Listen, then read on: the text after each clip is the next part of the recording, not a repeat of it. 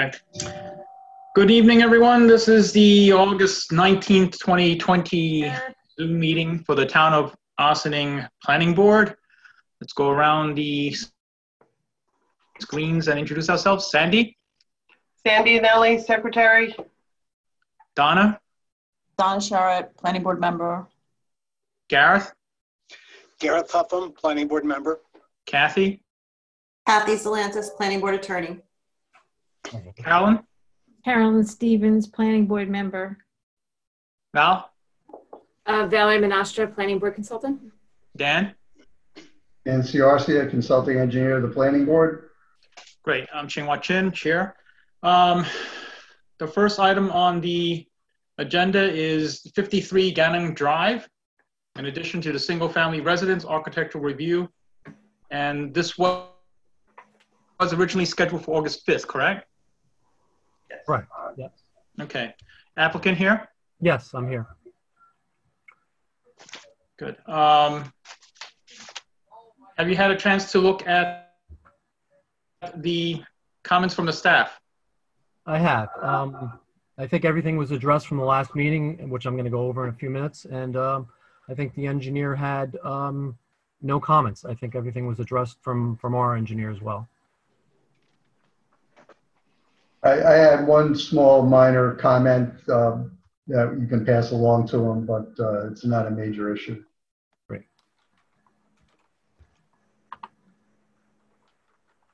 Okay.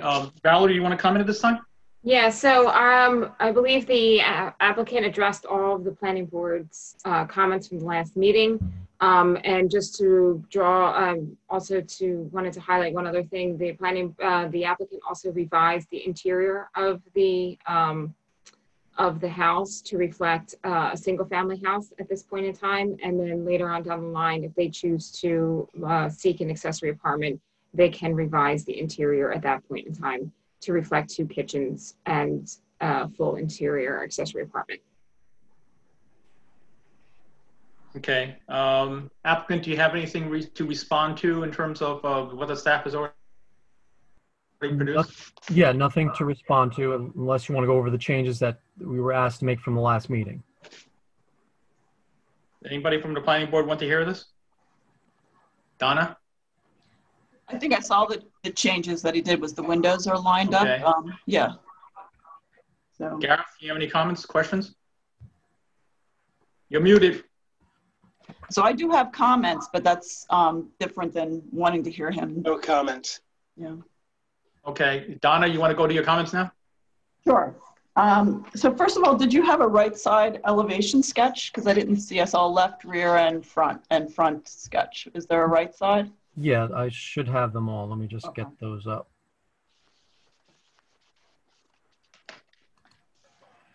So while you're doing this, I think this is true, but the length of the back part of that addition, where it's by where the patio is, that's just like a 1-story at that point, right? In the very back?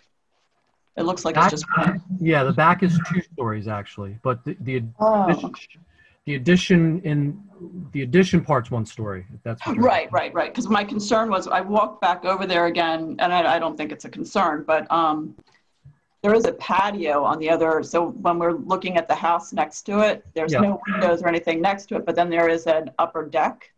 But I don't think it would be an issue because it's 1 story at that point, right, in the back of the house.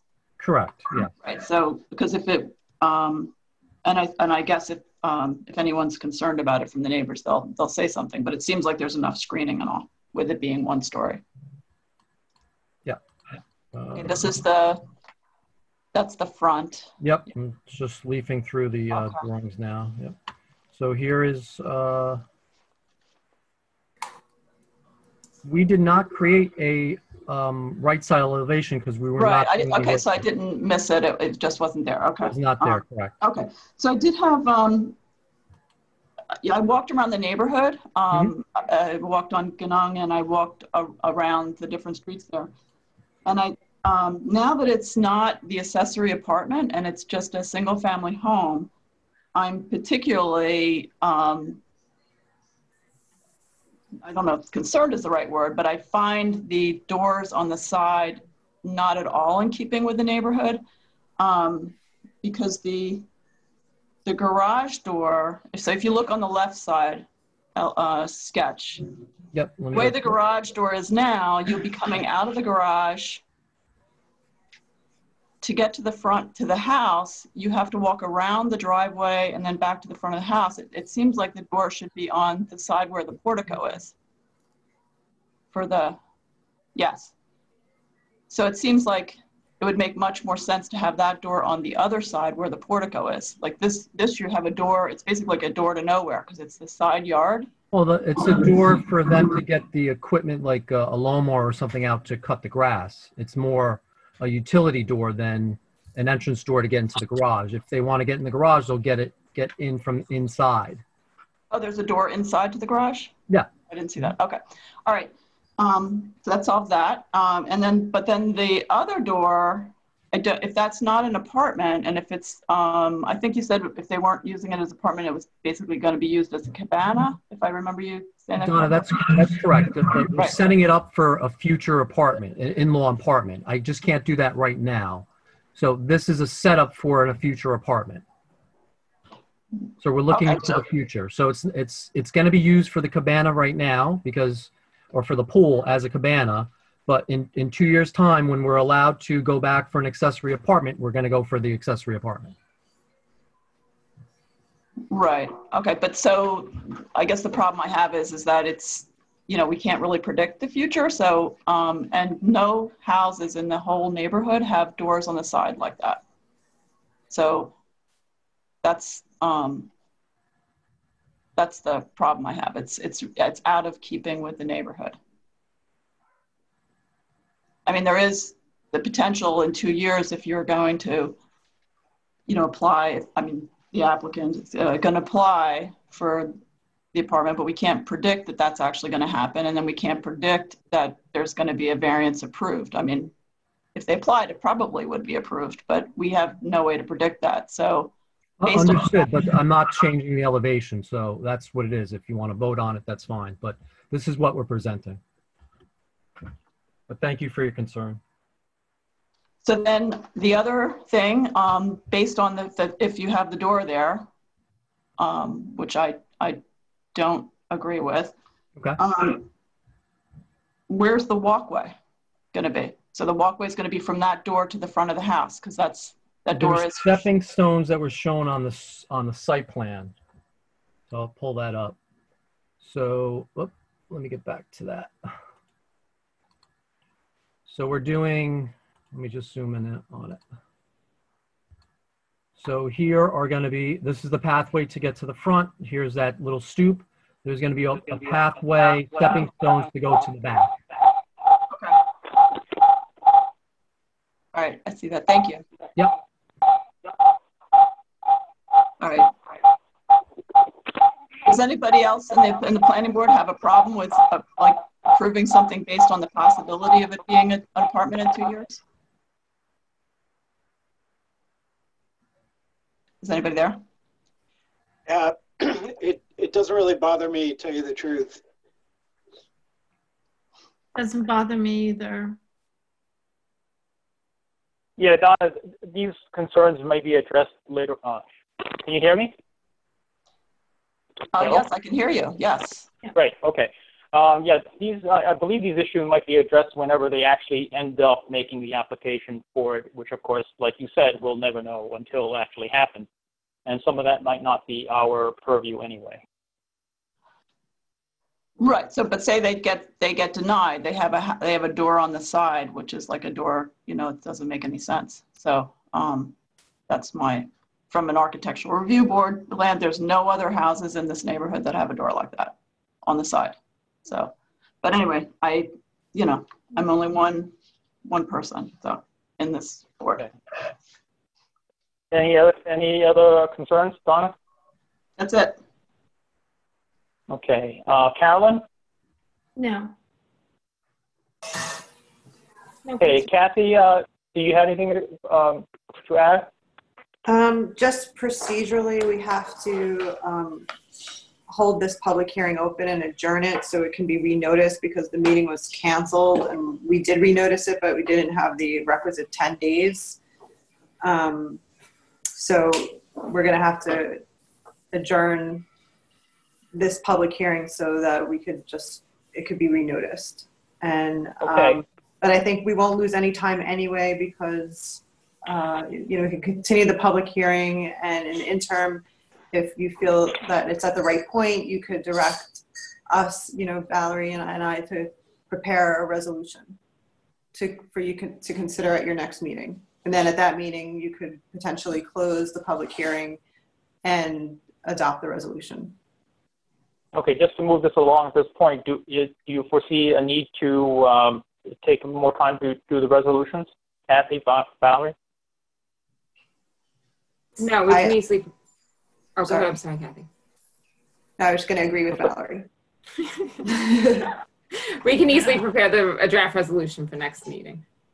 Okay, so could I have a motion to that effect, please?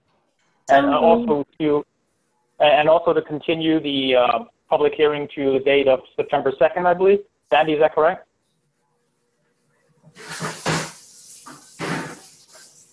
Yes. Okay, I'm sorry, Carolyn, you were going to make a motion? Yeah, I'll move that we continue the public hearing till September 2nd and that we go ahead and prepare a proposed order for next time. Okay, just for clarity, that'll be two separate, we'll say that's two separate motions just so for clarity. Could I have a second to the motion, Carolyn's motion to adjourn the public hearing? Continue. I'm sorry, to continue it? A second to continue. Thank you, Donna. Also, can I have a second to the, first of all, Gareth, how do you vote? Yes. And I say yes as well. Donna? Yes. Carolyn? Yes. Great. Okay. Could I have a second to the motion to draft the resolution? I'll second that. Thanks, Gareth. Donna, how do you vote? This is just to draft the resolution? Yes. Okay. Thanks, and I agree as well. Carolyn, I assume you agree? Yes. Great. Any other questions from the applicant? No. Or for the applicant? Nope. Okay. Thank you. Have a good night. I'm Next sticking item around on the agenda is... I'm going to stay around for the next one, for 64 Hawks, so I'll be on. Okay. All right. Next item on the agenda is 39 Stormytown Road, subdivision, 10-lot subdivision. Okay. Valerie, do you want to comment on this? Sure. I mean, I'll start off. I sent the board a lengthy email. Memorandum. Basically, this particular application has received preliminary subdivision approval from the board, and now they're looking for final subdivision approval. So as part of the memo that I sent of August 3rd, I went through and identified each one of the resolution conditions and which items the applicant needs to provide additional information on and which ones have been met as per the conditions of resolution. So in subsequent to my memo, the applicant actually provided an update as of August 10th. I started reviewing that particular memorandum. They have addressed a number of the conditions of resolution. There are still some withstanding, and I believe Dan Ciarcia also provided some additional comments on the conditions of resolution and additional information that's needed. So at this point in time, I think really procedurally, this particular application, one of the things that this board is going to have to consider is whether they want to consider a public hearing on this matter. There is no further seeker that's required because a negative declaration has been issued. And as the applicant continues to provide us some additional information on the conditions of resolution, we will update the board as to the progress of those. Okay, Dan, do you want to go over your memo?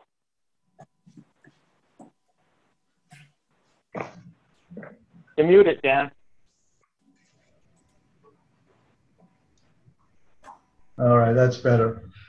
Since we're closing in on the final now and having a public hearing, we've kind of drilled in a little deeper on some of the issues that'll come up in the health department review.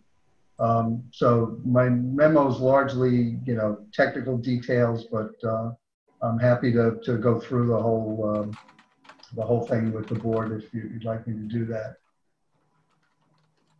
Okay, board members, Donna, do you have any questions or comments at this time? For Dan? Or for the Just in general. General or for Dan.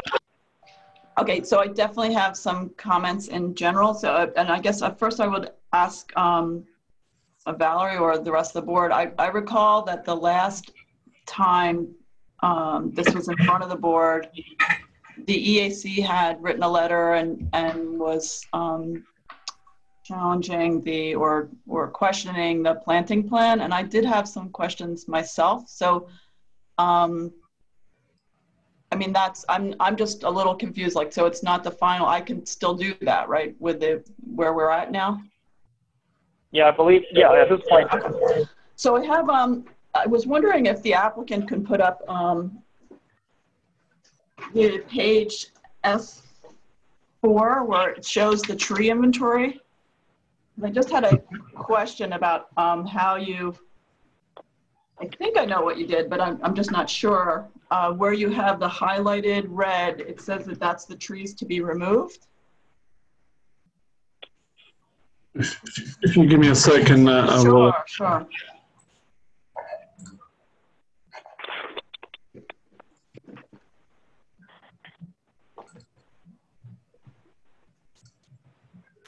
Donna, just to let you know, one of the comments that I did add to my memo is that they will have to make sure that they adhere to the requirements of Chapter 183 tree protection. And the applicant did provide in their memo back, noted that they will be working on that particular. Okay, so I just wanted to, because I'm a little confused and I'm not, that's why I wanted to ask him about this, how he's going about that with what he's indicated.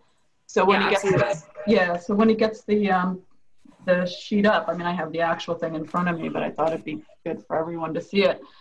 It says that all the highlighted, the pinkish red, all that highlighted is to be removed. So my question to the applicant is that all of those highlighted in red, is that what he's using as the? Yeah, to answer you. That's what you're using to do the, figure out how many trees to plant? Yes. Okay, because my comment would be, so if you can get it up, that would be good, because a lot of those trees are actually invasive trees, which wouldn't have to be compensated for. We did revise the plan to bring, we were given a list of natural things that. No, I'm talking about the trees you're removing. That was based on when we removed those trees was based on the location of the site. And I'm just trying. Right, so I'm saying that a lot of those, if those are the ones that you're using to figure out how many trees you have to replace, a lot of those don't have to be compensated for. Okay, so now is my screen showing now? I'm sorry. Yeah, your computer screen is. Yeah, okay. So this was created by a tree company. We had an arborist go through it. We identified all the trees that were being removed, and we also identified the. So the actual document's not up now, if that's what you were asking. We're just looking at your screen. We're looking at your computer screen. We're not seeing the document. Yeah, we're not seeing the actual document. We're looking. I'm talking about S4, the drawing number S4. It's a table, correct? Donna, you're looking at a table? It's a list. It's a list of all the trees, and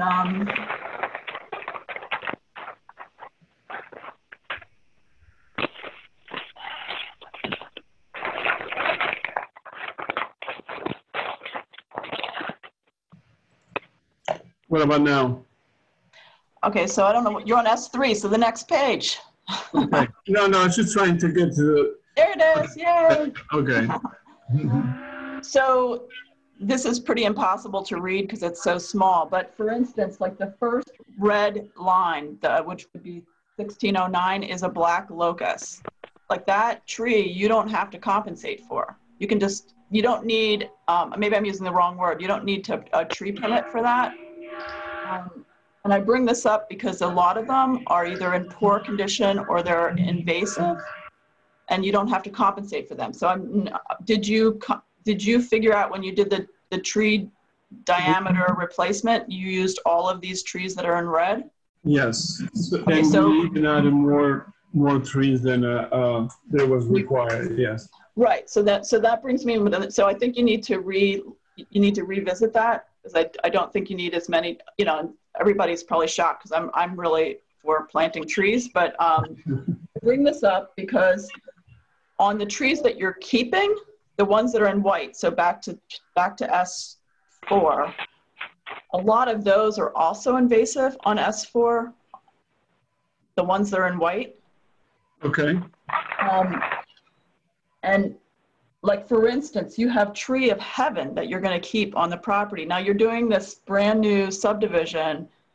In my opinion, it would behoove you to get rid of all of those invasive trees, or the trees that are in poor condition. So wouldn't you agree? Like when you're doing a new subdivision, to get rid of all those crappy trees? Yes, we definitely would like to do that. Right, and you would not have to compensate for them if they're on the invasive list, which I'm sure Valerie can give you, or if they're in poor condition. So of course my concern would be that it would be ideal if the tree warden, the town's tree warden, can go out and just verify the species and the conditions. But it seems to me like you would have to, based on the way I'm looking at it, if your IDs are correct, you would be obligated to plant a lot less trees. And then if you could get rid of the ones that you were planning to keep that are invasive and in poor condition, particularly since we are in Hurricane Central here, it doesn't seem like a good plan to keep trees in poor condition. Okay. So I think that you need to look at all that. And then when you go to, since you've got it up there, I wanted to talk about, yes, this would be it. This is where your planting plan is. So the ones on the top of that whole row that you have, it's like juniper and, or eastern red cedar and white pine. That area, I'm guessing that you're putting all those trees there because you had to find a place to plant them. Is that correct? No, when in a prior discussion with the planning board, we did have all one species of pine tree there, but the idea was to create a buffer zone along the property line. But that's so low down. Like, how's that ever going to be a buffer for, like, number 5 is like this really high up house, like that trees, I don't think the trees are ever going to even get that high. It wasn't, so it was more for the property next door, because they're on the lower side. So when they looked up, they were looked at the trees, not their house.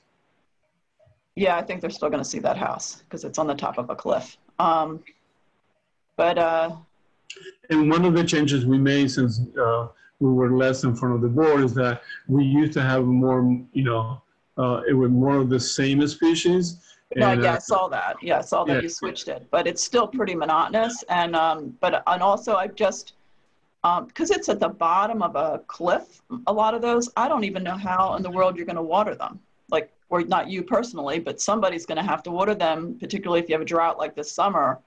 So I guess my concern is that, or maybe my suggestion, I don't know what it is, but I think that the goal should be to plant trees that are going to succeed. So if you have to plant less trees, which might be the case when you review that invasive list, I think that the planting plan should reflect trees that can be planted in a place that can be watered for 3 years. And I don't see how in the world you're going to water those trees at the bottom of that slope. So that's, but anyway, that's something Okay. that you can think about when you figure out how many trees you need to plant. Because it's not really certainly we want trees planted, but we also want them to succeed. That's the end goal.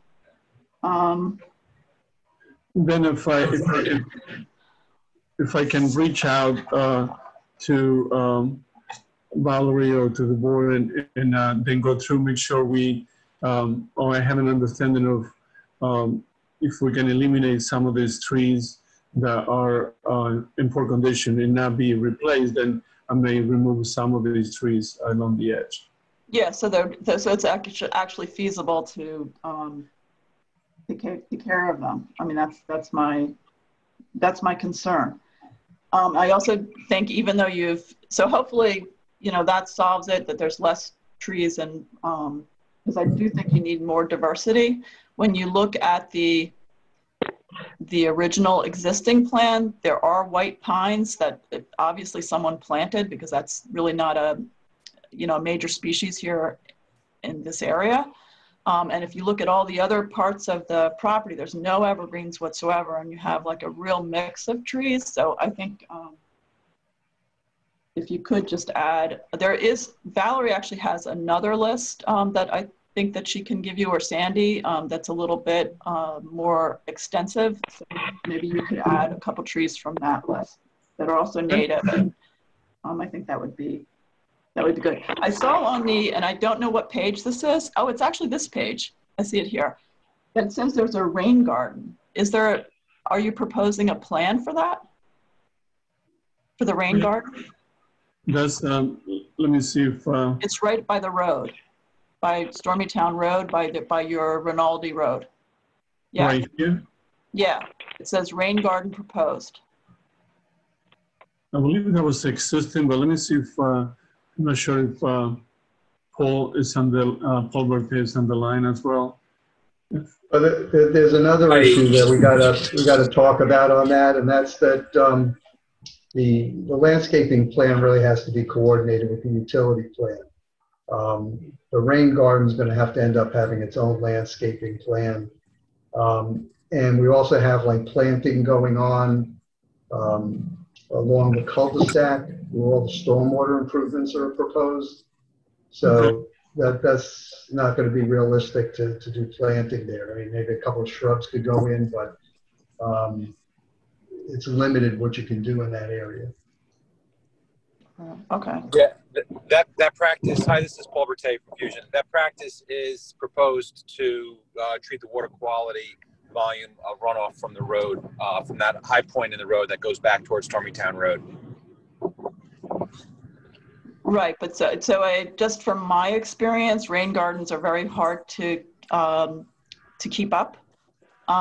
Really, really hard to keep up. So if that's part of this proposal, I certainly would like to see how that's going to happen, like what you're going to do with that. Actually, this sort of dovetails, like I didn't want to get into too much of the technical stuff on my memo, but one of the things the board has to be mindful of is that there's stormwater improvements that are associated with the lots, but you also have stormwater improvements that are there to mitigate the runoff originating from the roadway. So it begs the question, who's responsible for that?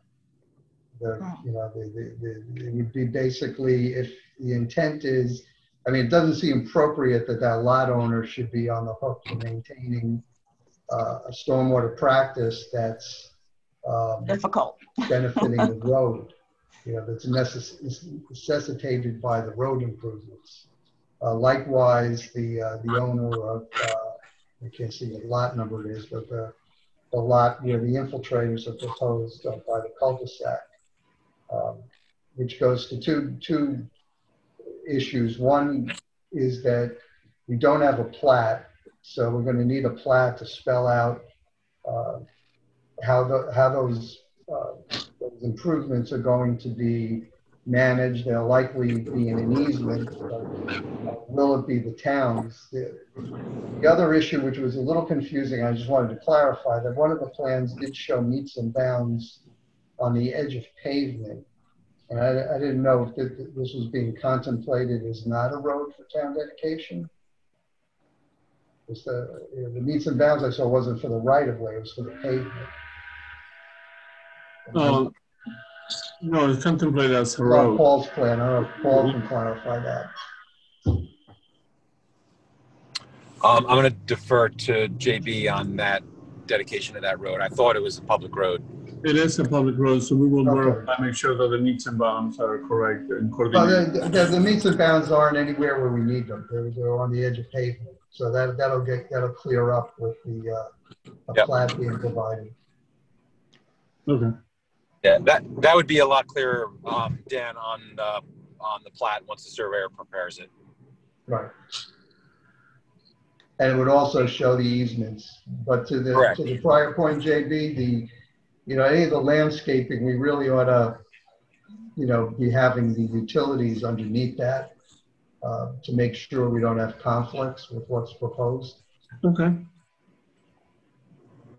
Yeah, all of the stormwater practices that are associated with the roadway should be in an easement that's dedicated. I guess that's for the discussion of how that gets handled now. And I did send this along, or made arrangements to get it to the highway superintendent so he could weigh in on that, the road and any other matters associated with the Sure. maintenance of the drainage facilities. One of the other things that maybe we want to consider on this too, in terms of the look of the subdivision, that I would, the question is, or the look is that this road, right as it is right now, is not proposed with curbing. It's going to have drainage swales along the edges. So it's, so that's what it's going to look like. So I just wanted to make the board aware that that's what's before you right now in terms of what the proposed road is going to look like. And they're also not proposing any sidewalks as well. Right. One of the early ones was showing a sidewalk. I guess there was a note on it now that they're not doing the sidewalk, requesting that they don't have to do it. Yeah, they're requesting a waiver for the sidewalks. Okay. So that's something else the board might want to consider. I like sidewalks. Gives you some place to walk. I was going to say, why are they requesting to do away with the sidewalks? It was more we didn't anticipate people walking along the road, or the same with the curbing because of the drainage when we're doing swale. So we were incorporating that. And it's also at one point early in the discussion, there were some neighbors that were also concerned about the lighting. So we were not proposing lighting along the road as well. Well, that's excellent. I'm very happy about that. Yeah. With respect to the taking out the curbing and putting in swales, is this going to be a public road? You're going to give this to the town? Yes, that's our anticipation. Then I'd rather see curbs, because roads with curbs are much better, are much more easily maintained. Agreed. I'd like to weigh in and just say that I think sidewalks are a great thing, and yes. They really fit into Ossing's future view of a walkable, more walkable and bikeable community. It's a great opportunity. I'd hate to see it passed on. I would agree with that wholeheartedly, especially during this time when we're looking at life being lived in such a different way now. With a lot of people are walking with carriages and baby carriages and dogs, and all of that is really great to have off of the roadway on a sidewalk. Yeah, safe place to walk. Yeah. Well, another thing the board may want to consider is, it is a cul-de-sac. So in terms of walking, it's not as dangerous. That maybe reallocating that effort on Stormytown Road, where you may have people walking more between neighborhoods, might be a better investment in sidewalks. Particularly if down the road you could sort of work on developing some sort of pedestrian access on a major thoroughfare as opposed to a dead-end cul-de-sac. So you're suggesting that the applicant put the same amount of, or the same length of sidewalk along the main Stormytown Road? Or at least along his frontage. I mean, I guess I'm saying that, you know, typically on a cul-de-sac with just a couple of houses on it, you know, people are going to walk in the street anyway. It's not, it's, you know, I think Stormytown Road's a better use of sidewalks. If it was going to be a one-to-one swap in linear footage, I would wholeheartedly agree with you. I think that would be a great plan. I would rather see it along the main road. It's not going to connect to anything, right? I mean, it's going to be. It is not connected, and it's also there's no other sidewalk on either side of Stormytown. So, but it'll just be isolated. Well, it's Well, but I think for the time being. But as time goes on, every time there's an opportunity, you know, a road, you know, reconstruction, you know, you can widen it and, you know, put in sidewalk. We may have to make, you know, the community bikeable and walkable in, you know, fragments at first and join them in time. So I'm not bothered by the idea of having an isolated, you know, whatever this is, few hundred feet.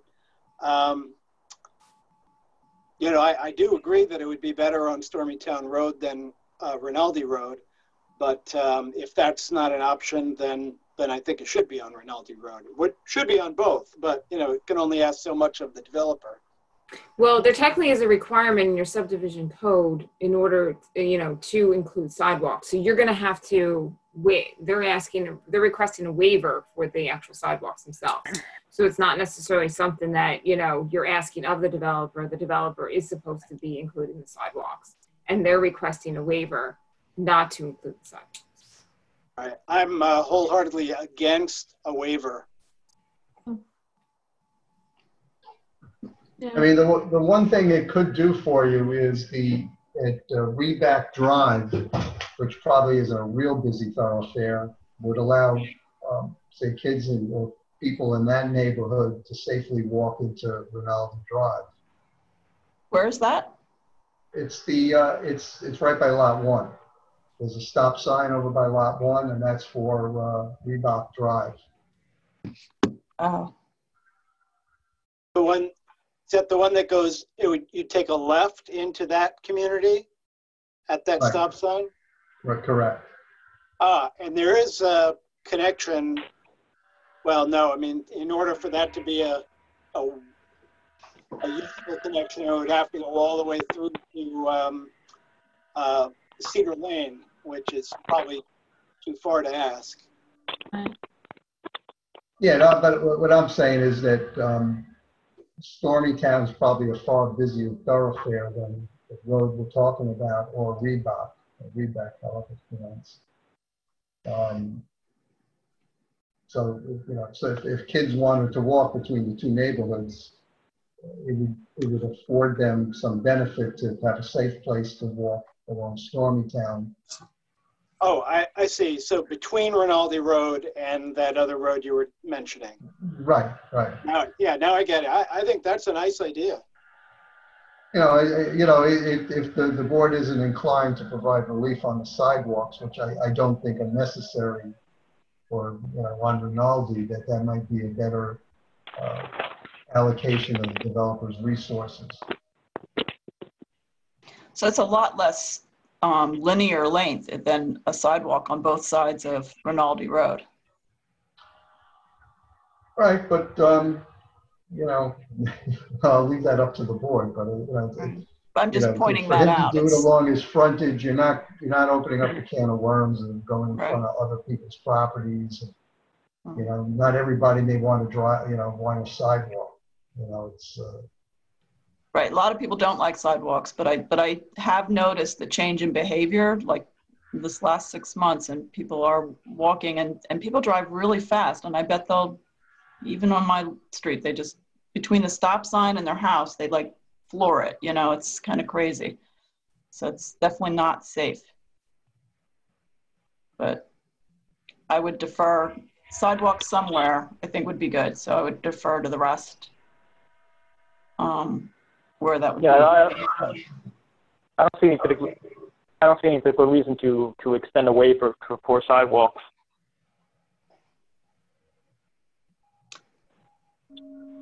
So I did have another comment. If you go back to the one where the planting plan where you're showing that one right there. Oh, well, Yep. It's not that one, but it's That's 3? Yeah, that's it. So I guess, of course, this will, you know, it will depend on the sidewalk issue, but I was, where you have the trees proposed, I think those were red cedar also around the cul-de-sac. The side that's over by the property line, I mean, I just can't even imagine that that's enough space for a tree to grow successfully.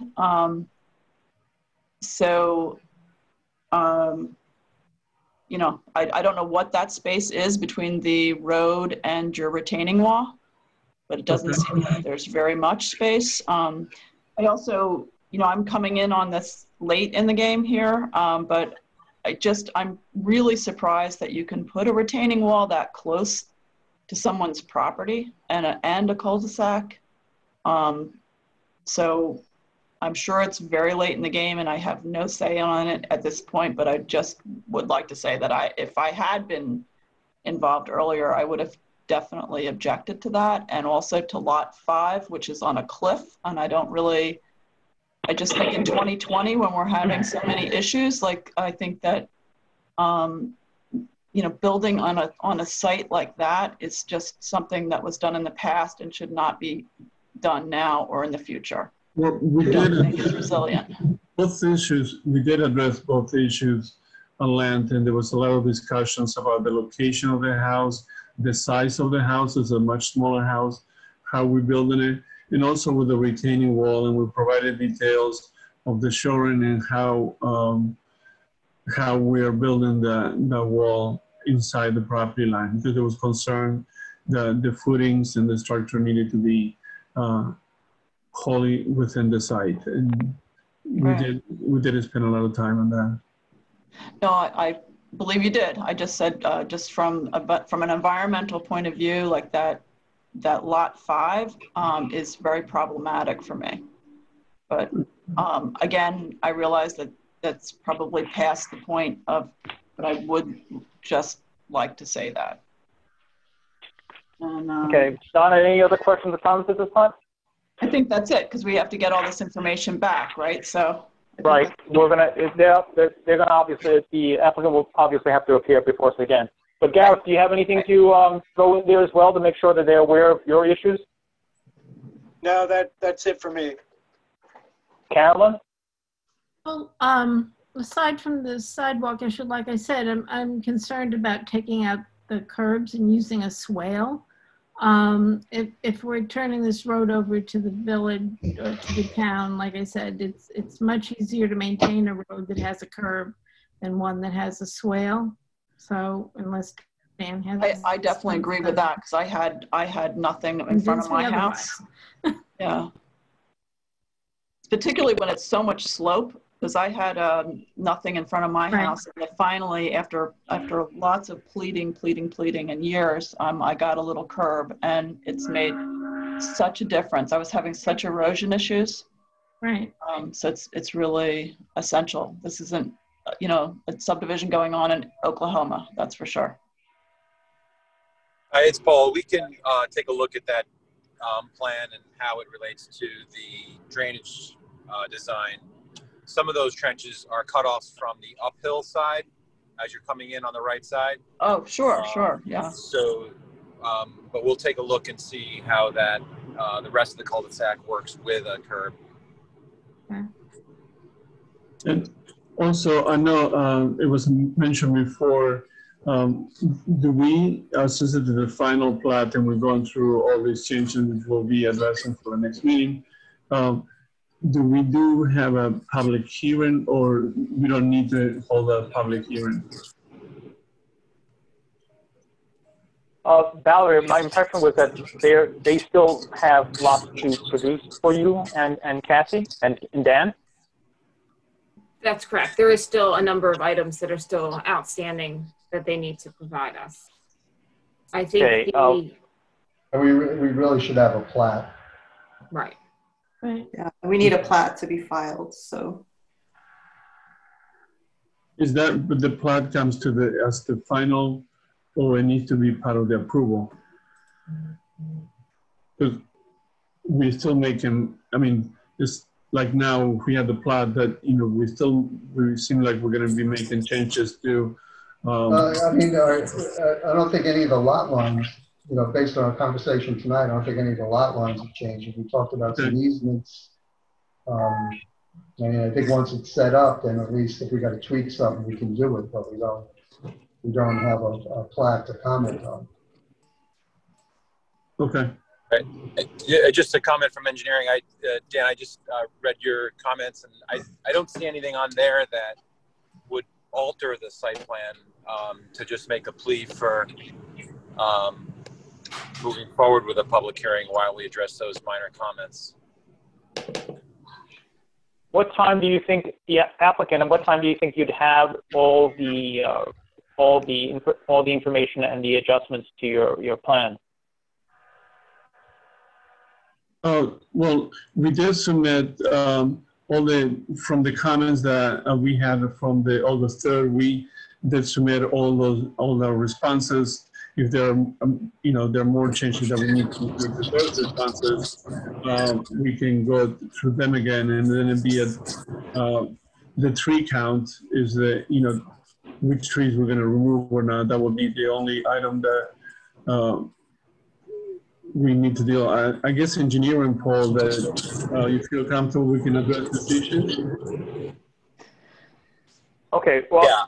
Valerie, Kathy, and Dan, at what point in time would you need the materials in order for you folks to review it at a reasonable pace? Can we make the September 2nd one, or should we just wait for September 16th? You mean for a public hearing, or for actually have them come back to the board again? Well, they're asking for a public hearing. I don't think that they can finish it before the next meeting anyway. Right, I would agree with that.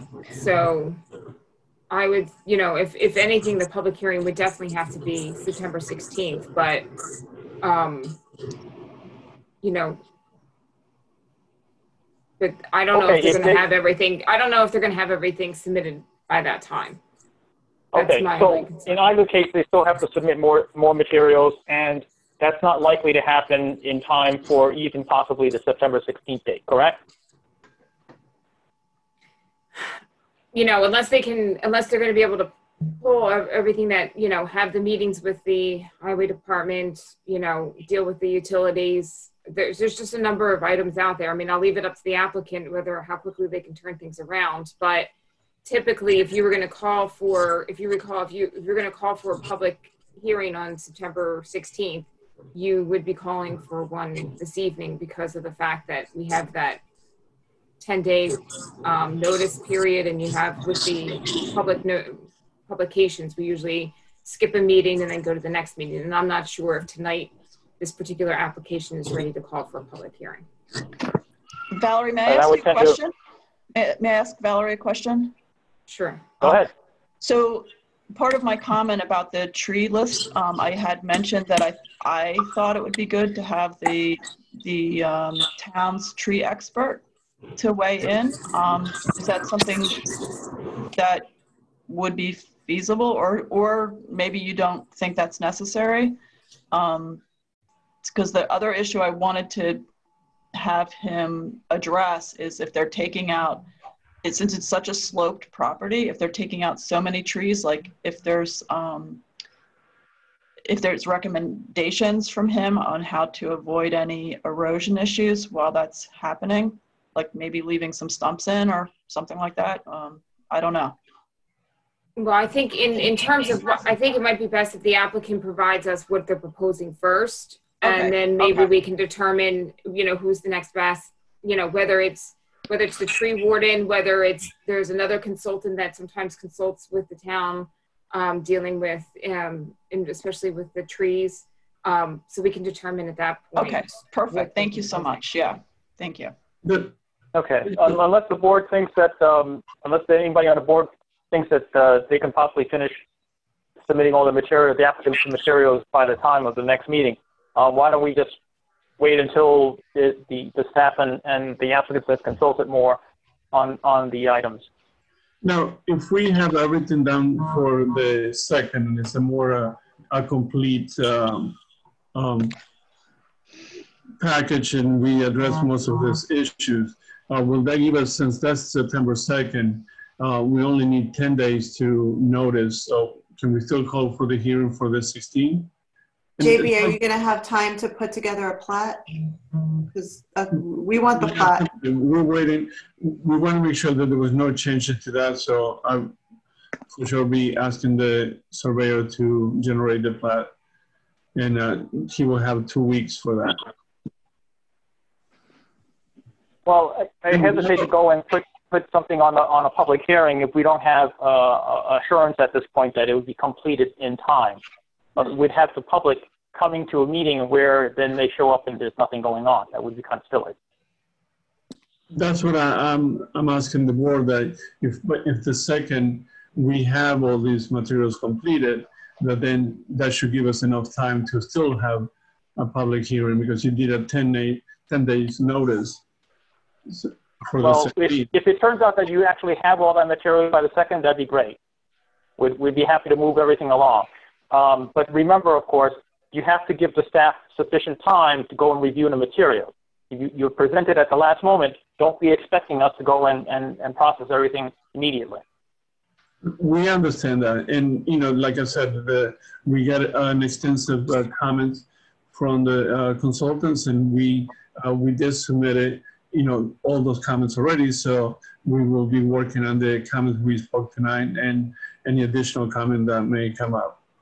Also, the other question is, if this is, I know we discussed the last time, is there a public hearing necessary since this is a final plat? Valerie? Right, so technically the board can opt not to have a public hearing. The code specifically says, and I can, you know, Kathy can weigh in on this too, but the code specifically says that a public hearing may be waived by the planning board if it deems that the subdivision plat to be in substantial agreement with the preliminary plat and modified in accordance with the requirements of such approval. So that is really up to you. I don't know if, Kathy, if you want to provide your thoughts on this matter. Yeah, I do remember that we spoke about this, and I believe that the board was inclined to have the public hearing, and now, especially with the issue that Donna raised about that a lot of the trees are exempt, essentially, that could result in a reconfiguration of the landscape plan. So I think it would make sense, but it's the board's call. But this is in actuality is something that we're putting more trees than, and actually, you know, what we're saying is that I may not need to have somebody. Right, I understand. It's to your benefit. She raised a point to your benefit, but right.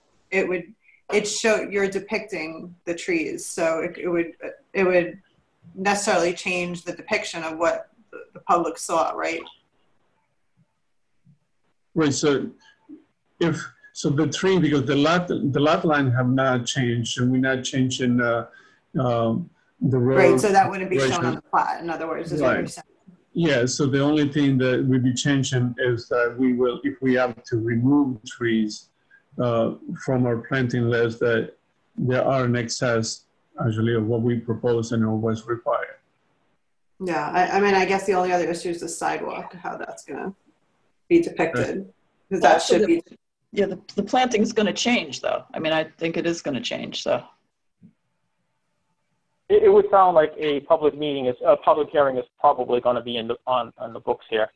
Okay. Various issues, including the fact that the applicant's asking for waivers that obviously might impact the rest of the neighborhood.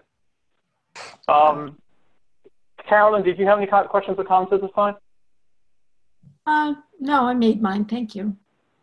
Okay, and Gareth, do you have anything more? No, only that, you know, I'm very much in favor of public hearing, especially, you know, regarding the sidewalk potential changes and swapping out for, you know, Stormytown Road, where I think a lot of those neighbors would be interested in weighing in on that. And of course, the tree issues as well. So I just want to right. So we basically look forward to the applicant coming back with more materials for the next meeting, and hopefully we can sort of move this along. Do we have to do anything else on this right now, Kathy, Valerie, Dan? No, and the applicant has my written comments. So we've got some stuff to work on, but we're closing in on it. Okay, great. So applicant, we'll see you on the next meeting, then, hopefully. Yes. Mm-hmm. Thank you. Great. Have a good night. Thank you. The next item on the agenda is the 75 Ryder Road, the solar canopy system for Ecology. Is that spelled correctly? Okay. Is the applicant here? Yes, we are. Great. Okay. Did you have a chance to review the staff memo? Yes, we did. And we have a short presentation for the planning board and then are happy to dive into the memo and other questions. Okay. All right, great. So do you mind if I share my screen now with that presentation? Sure, go ahead. Great. So good evening. Thank you for having us. My name is Brock Gibeon. I am a development manager here at Ecogy Energy. I'm joined by my colleagues, Julia Magliozzo, our operations manager, and Jim Donnelly, director of construction. You can see Jim as JD on the Zoom, Julia as Julia Magliozzo, and myself as my name. So we're based in Brooklyn. We were founded about a decade ago as a developer, financier, and owner-operator of distributed generation projects, meaning solar, wind, battery storage, with a focus on proper land use. So the vast majority of our projects are on rooftops, brownfields, or on parking lots.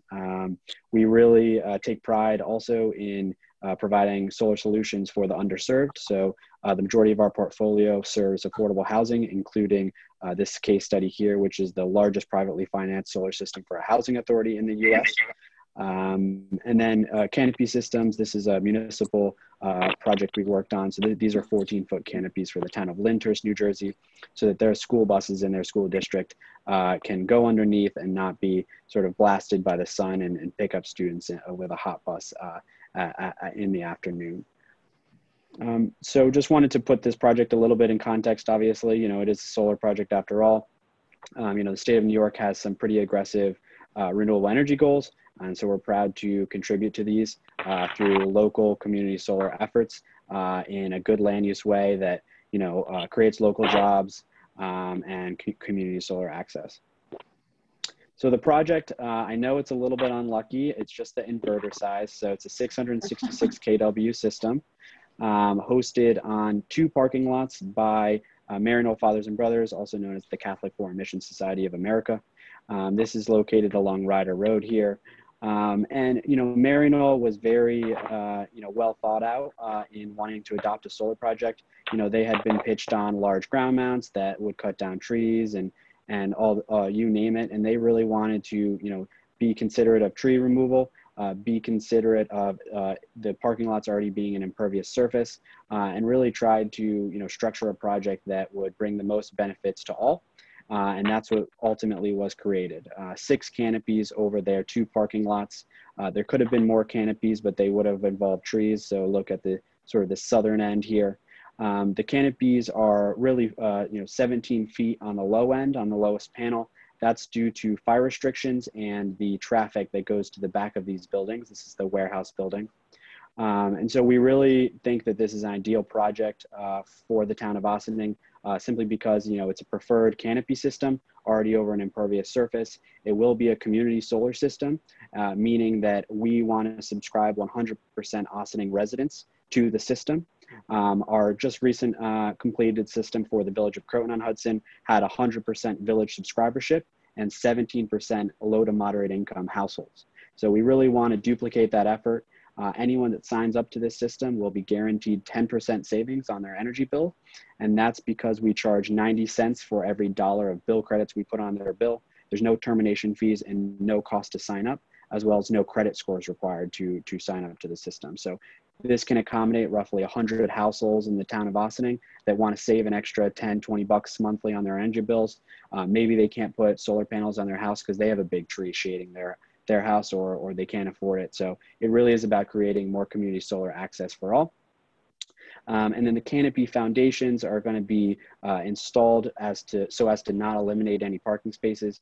Obviously, Maryknoll has been one of the hardest hit during this corona. And so really, I think this project is a great way to bring them a new revenue stream, a new source of energy savings, you know, covered parking for their visitors, staff, and employees, obviously, and a really great sustainable project. You know, they won a Green Business Partnership Award just last year. We're hoping to bring another one to the town of Ossining through this nice energy project. So going back to sort of those environmental benefits, you know, the lifetime production is actually fairly significant.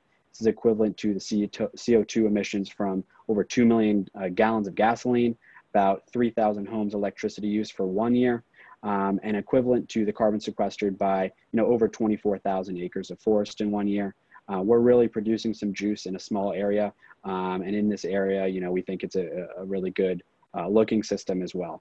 So with that, I'll leave it to any questions. Just wanted to be very brief with the overview, and I've got Julia here to describe any, you know, particular questions about the project. So thank you so much. Actually, in fact, we just completed, I forgot, we completed drone videography right after the storm. So I wanted to give you a little bit of viewpoint here. Can you see this image?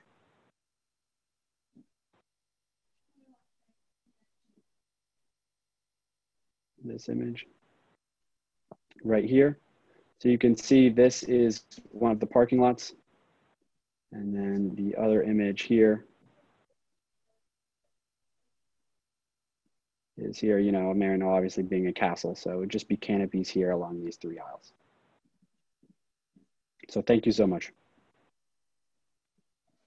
Okay. Valerie, do you have any comments at this time?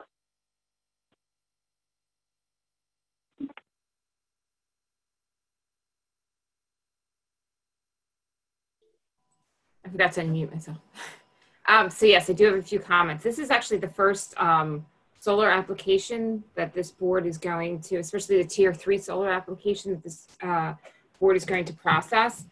This particular applicant has been in front of the town board twice for a work session to present their information and their application. And so now the town board has referred this particular the application over to you. They are looking for, as part of this process, a zoning text change as well from the town board. This is to, for the canopies, there's a maximum height of 15 feet, and they're looking to increase the maximum height of 15 feet to 25 feet, specifically for solar canopy systems that's placed exclusively over impervious surfaces or surfaces without vegetation that are used as parking lots. So as part of this board's review, not only are you going to be looking at it from a site plan perspective, but you'll also be looking at it for a recommendation on a text change to the town board as well. The process and procedure for this particular application will follow similar to a lot of your site plan applications. They will need to, this will require a public hearing, and it will require county board referrals. This particular application for seeker purposes would typically, because it's a solar installation, it would typically fall under as a type 2 action, but because they're looking for both rezoning because of the application of a floating zone, as well as the zoning text change dealing with the heights, this application would be considered an unlisted action and my recommendation would be for the planning board to circulate a notice of intent to be lead agency to commence the seeker process. This particular application will not require ARB approval, although the initial application was submitted with it checked off, but based on the current, based on the ARB application requirements, it does not meet the construction of new buildings or alterations to existing buildings. So basically, there are a few other items and site plan for the conditional use and site plan conditions under the solar permitting that they need to address. And some of that deals with a detailed electrical solar system layout plan, as well as preliminary equipment specification sheets and a property operation and maintenance plan, as well as erosion sediment control plan. And so finally, the last thing I just wanted to draw your attention to is that technically the code requires that tier 3 solar systems shall be screened to the maximum extent reasonable. And the applicant has submitted documentation that they don't believe any of the canopy systems will be visible from any public roadways or adjacent properties. They've also, because of that, they believe it is their intent that they do not propose to provide any sort of vegetation planting plans. Based upon the site plan as well as the regulations in the code, I do believe that the canopies will not be visible from adjacent roadways as well as neighboring properties. So they do not necessarily have to provide a planting plan as part of this process. Even with the increased height? Even with the increased height. And if you would like, the applicant can provide additional information, but I actually did take a site visit, and that might be something that the board might be interested in doing. And you can see how far back from the roadways the actual canopies will be. Now, one of the other things I did note, though, is that it would be, once the applicant provides where the mechanical equipment is going to be located, just to confirm that the mechanical equipment itself won't be viewed from the roadways. Kathy, any questions or comments at this time? No, Valerie did a great job covering all the procedural and legal issues. Hey, Dan, do you have any questions or comments at this time?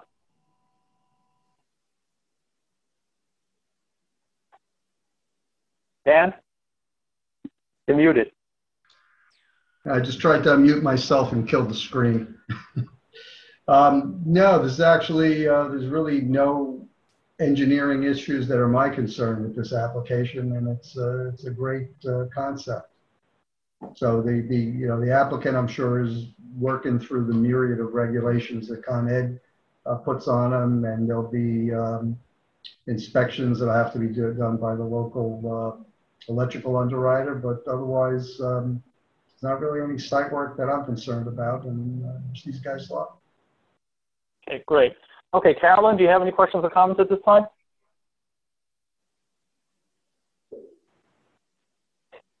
You're muted, Carolyn. Yeah. Just it looks like an interesting plan, and I was happened to be over at Mary Knoll the other day, and I know kind of the layout, and I kind of agree that I don't think it would be visible from the road. Gareth, any questions or comments at this time? First, I think it's a terrific concept. I like it a lot. I am concerned, however, about changing the town code regarding the height restrictions, because in this case, it may not affect visibility much, but in other sites, it may very well. It's a large change in height that you're talking about. So if it is possible, I would rather see this be approved as a variance rather than getting a change to the zoning text. Sure, give more work to the zoning board.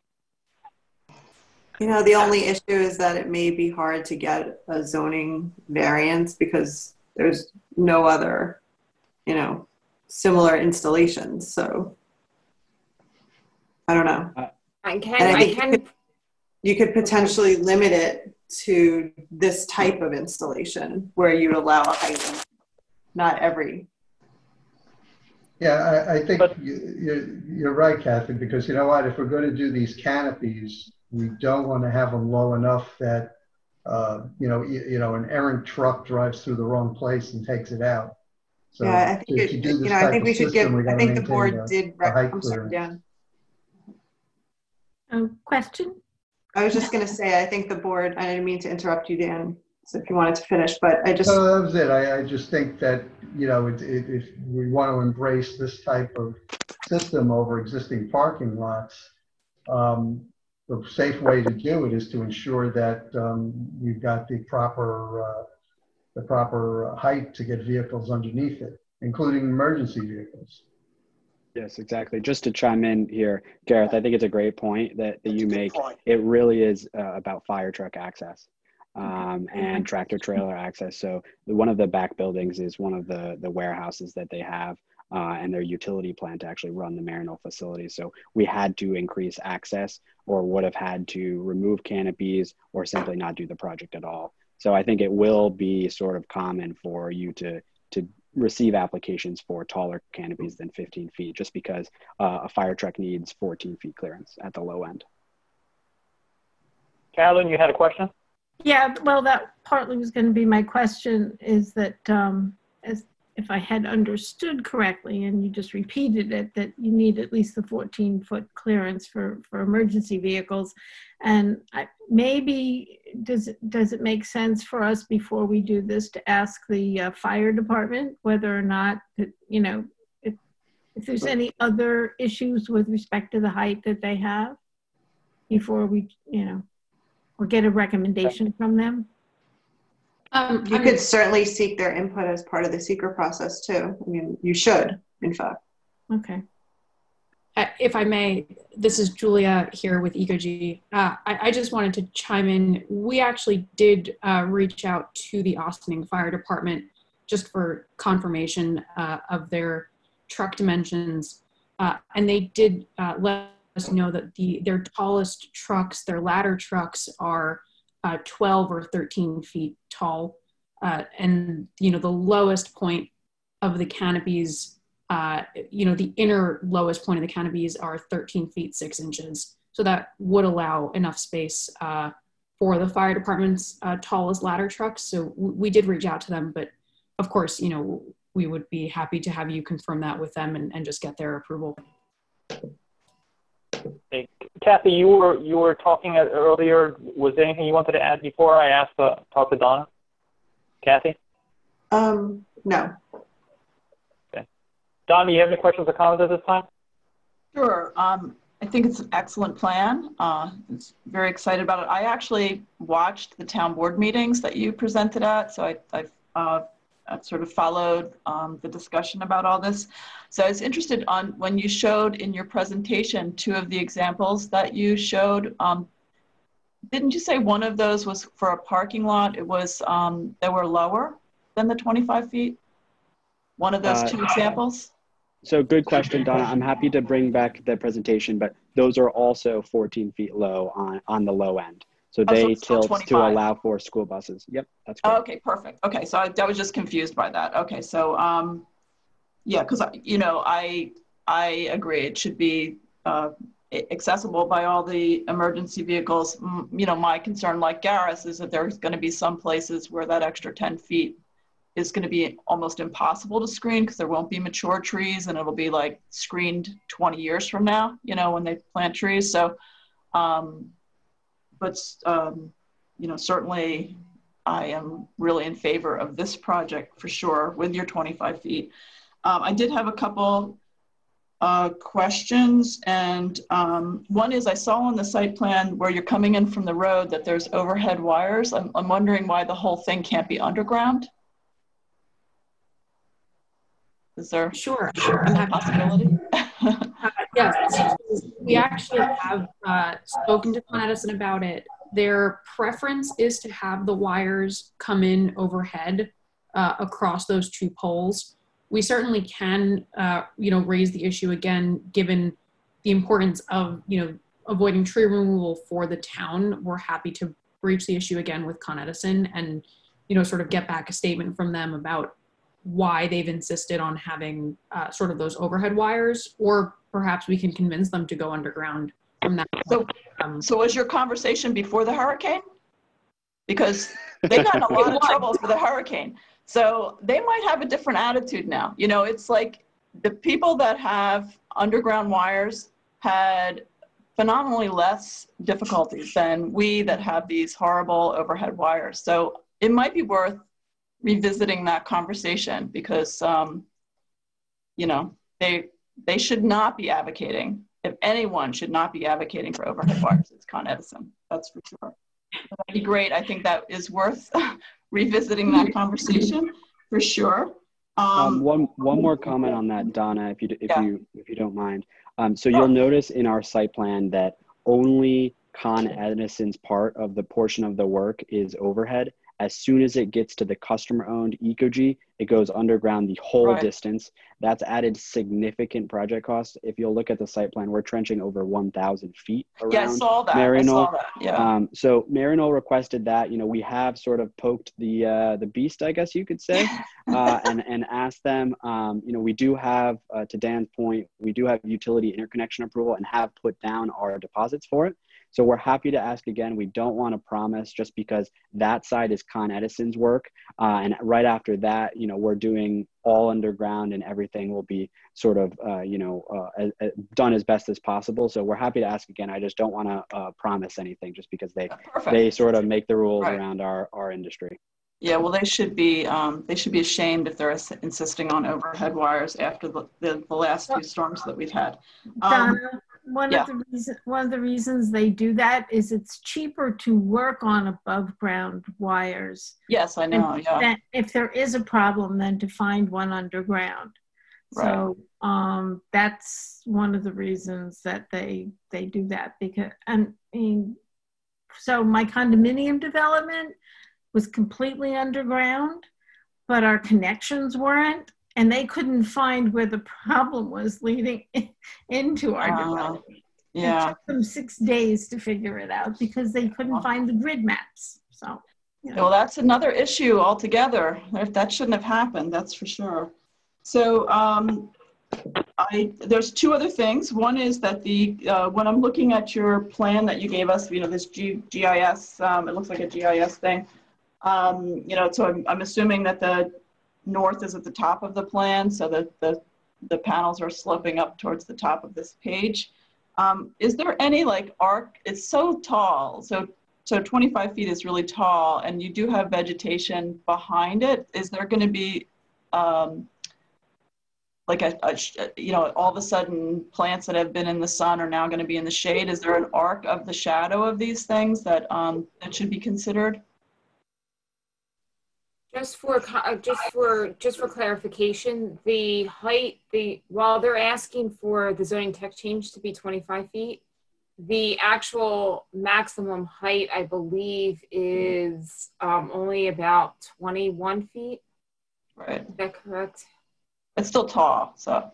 Yes, but I just want to, it's 21 feet, 11 inches. So it's not 25 feet.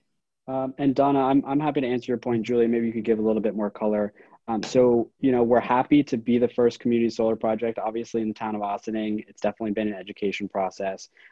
Your point is very well thought out. We are using a new type of solar panel called a bifacial solar panel. In our office, we go bifacial, just as a little joke on video camera. And so what that means is it's glass on glass. So the panel actually can produce energy on both sides of it. And this allows for a little bit of increased production. Obviously, that means more community solar subscribers, but it also lets light through. So this means that we'll be melting snow a little bit quicker underneath the pavement, hopefully reducing plowing costs for Maryknoll and also reducing the concern around vegetation.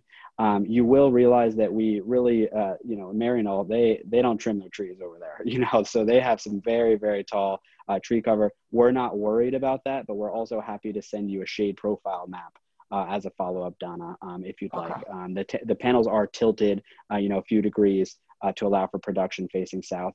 So we're not worried about the vegetation and the shading just because of the bifacial panels and the height. Okay, so my last question, which would relate to that, not pruning the trees issue, which seems to be an epidemic around here. That's why when we have a hurricane, so many trees come down because no one seems to take care of their trees. So we're talking about the trees, and I really should go and do a site plan. So I'm now speaking from a memory of being at Maryknoll a long time ago and driving past there and not really paying attention. But if we're saying that the project is screened by these old trees, I would be interested to see the condition of the trees and if they are being maintained in a way that they're not going to be tumbling down during the next hurricane. So that would be, I would like to do a site visit and just see that. And then maybe that would be something that Maryknoll could do if need be, do some structural pruning so that we ensure that those trees stay healthy for a long time. Yes, and Donna, I don't mean to, speak for Maryknoll regarding, I really sort of mentioned that, they take pride in their trees. I know that, yes. Multiple facilities directors, so I'm sure you won't find a problem there. And just so you know, we're going to be having to have, multi-million-dollar general liability insurance for our system and naming Maryknoll additional insured. So if a tree does come down, for instance, on our canopy, that's fully covered. Oh, I didn't mean for your canopy. I'm talking about the screening from the road. So I'm talking about, so we're talking about the fact that they're going to be screened, but then there's these old trees that are probably, most people don't spend a lot of money on taking care of the trees, and then we have storms and they go down. So I would just be interested in seeing the health of the trees and to the extent that it's feasible that they will screen for a long time. So that's it. Okay, Valerie, what do we have to do on this? I understand we should be lead on SECRA. Yeah, so it would be voting to an intent to be lead agency, so we can do the notice of circulation. Okay, could I have a motion to that effect? I propose a motion. Or second, I'll second. Okay, Gareth, thank you. Seconded by Carolyn. Donna, how do you vote? Yes. I vote yes as well. Carolyn, I assume you vote yes? Yes. Gareth, you vote yes? Okay. What else do we need to vote on? Valerie? I believe that's it for right now, Kathy. There's nothing That's else, it right now. Okay, one great. thing I just... All right, so go ahead. I wanted to note one thing about the zoning text amendment. So for clarification for the board. So the zoning text amendment that's being requested from the town board only applies to canopy. So ground mount solar would still have the maximum height of 15 feet. But for canopies, it would allow for maximum height of 25 feet. So I just wanted to clarify that if there was any confusion. So it wouldn't necessarily be all solar installations down the line that would have this height of 25 feet. It would just be ones only related to solar canopies over parking lots, not necessarily over green fields. Okay. All right, so we look forward to more materials from the applicant. Oh, Gareth, you have a question? Yeah, I just have a question about the structural design. Did I understand that the panels will be, they'll be on a frame, but there'll be openings so that snow can go between them and down onto the original parking lot surface? Is that right? Or is it a roof-like structure? Julia, do you want to answer this? I'm happy to.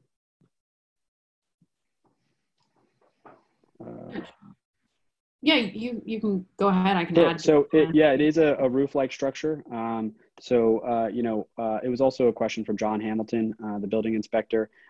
So the panels have a little bit of a gap in between them. So the snow will essentially just sit there where the canopies are. Obviously, you're going to have to plow in between the canopies. So the snow will quite literally sit on the panels and sort of melt off. So they are, a roof structure. So, anyone that's parking underneath there are not going to have to shovel during the snow, and you're probably going to have a fight over who gets those covered spots. Okay, thank you. So I guess my last question would be, are you considering doing the Ossining train station parking lot? That would be excellent. We would love to do more and more projects. You know, certainly the development process on these are fairly long. So we started this project early of last year. Yeah, it's a long development process. The grant actually through the state of New York is declining rapidly. So, you know, we're hoping to do more and more projects. If you have any parking lots or good rooftops, you know, we want to keep the train rolling on the proper land use. You know, certainly not in the business of doing a 20-acre, you know, clear cut for a solar project. Have you talked to the IBM Watson Research Center? It's just about a mile from this site. They are doing a large canopy system with a different developer. Yep. Oh, okay, great. Very good. Okay, so we look forward to seeing your submissions later on. Okay, thank you. Have a good night. Sandy, just to confirm, did we have any members of the public who wanted to speak on a 53 Gannon Drive?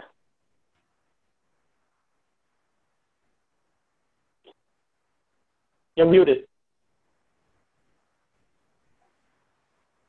I don't believe anybody was here from that, but I guess we forgot to ask. Right, but I don't see anybody who's left who was there for that period of time anyway. Okay, I don't think anyone was here. Okay, all right. The owners were just on, but I didn't notice anybody from the public on as well. Okay, thank you. All right, so the next item on the agenda is 3 Waterview Drive, new single-family residence architectural review. Yep, that's me, Lou DeMacy. I'm the architect. Also on is Freddie Pozzella, the developer. Good evening, Board Chairman. Good evening. You have a chance to take a look at the memo from our staff? I didn't see the memo on this one. Must have received it late. But if there's questions that the staff has that I'd like to answer, that's not a problem. Okay, Valerie, you want to go through it?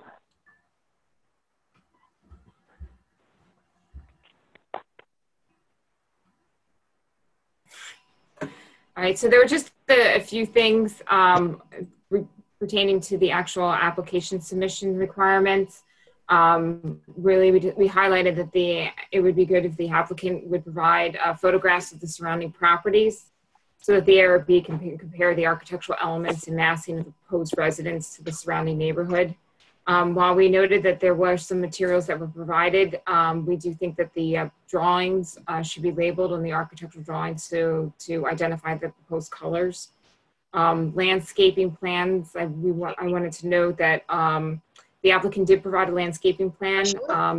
None of the proposed plantings are actually listed on the prohibited species list for New York State DEC or the Lower Hudson Prism Tier 3 and 4 species index, which is part of the ARB's new plant recommendations. But some of the plantings that were proposed are actually not found on the native plant resource guide, but they're being used to create screening on the lot. Although there were some plantings that were proposed that are found within that native plant resource guide. And if there is any lighting or fencing that is going to be proposed for this particular application, that those should also be submitted to the board as well. So there are a few items that need to be addressed for next meeting. This particular application will also require a public hearing, and it falls as a type 2 under seeker. Thank you, Valerie. Yeah. So any comments from Dan or Kathy? No comments. Dan? I do have a site plan on this. I still have to do a review on it. I'll have that ready for the next meeting. Right, okay. I'm sorry, applicant, do you have anything you want to present at this time? Yeah. No, not really. Luigi, go ahead. Sorry. Yeah, okay. I do have pictures of the site, so I'd like to show you those. This is an aerial photo of the property in yellow and the adjacent houses around it. It's one of the last lots that's available in Waterview that needs to be developed. So pictures of the site, let me get to those. This is the site right here. where my cursor is. This is the house behind it, and this is the house to the, the right of that cul-de-sac, or that little inlet kind of drive there. This is the house directly behind it or in front of it. And then this is another house to the right of that. So back to the overview, that's these three houses here directly in front of this property, and then the two houses behind it, basically. Site plan wise, working with Ralph Alfansetti as the engineer and Frank Giuliano as the landscape architect. So I will speak to Frank about the list that was provided. I didn't review it, but I'll make sure that Frank has a look at it and make sure he updates his planting plan to follow that, that schedule. But he did propose screening along both sides here and here, and some just plantings in front. But again, I'll have him look at the list and update it accordingly. As far as lighting, I will address that in the next go around. I totally forgot about the lighting for this house exterior wise, but I will work on that. I'll work with the developer to come up with a lighting plan, and we'll just keep it per code. It's going to be wherever doors are going to be and little overhangs to keep it safe but not overlight the area. We're not proposing any lanterns or lights on poles or anything like that, just around the house, just for safety. Does the board want to go through the plans at all? Carolyn, do you have any questions or comments at this time? No. Okay. Gareth, do you have any questions or comments at this time? Could you show the side elevations? Sure. I've got the left side elevation, and then this is the right side elevation. So this house is going to be quite close to the road, and a similar issue came up not too long ago with a different house. Side windows. In this case, this one with a single window, it looks a little, I don't know, looks a little funny. I don't know what you can do about it. And on the other side, they're kind of asymmetric, but that's less problematic to me than just a single window on a large face. Could you do anything about that to make it a little bit more attractive for the neighbors driving by? Sure. I mean, I could add more windows in the garage. That's fine. On the upper part, which would be the master bedroom, I would not entertain adding any more windows because that is the master bedroom. But I could add more windows to the lower level, which is in the garage. That's not an issue. Could you show that elevation again? Let me just visualize it. Gary, this is the master bedroom. This is that face here. That's the right side elevation. Yep. And then the first floor is the garage side. So that's that single window that's here. I'll take you to, so I could add more windows down here, but I would not entertain adding any windows up here. I think one more window down there on the first on the first floor would help. So okay, whatever you can do. Okay, so add windows to garage.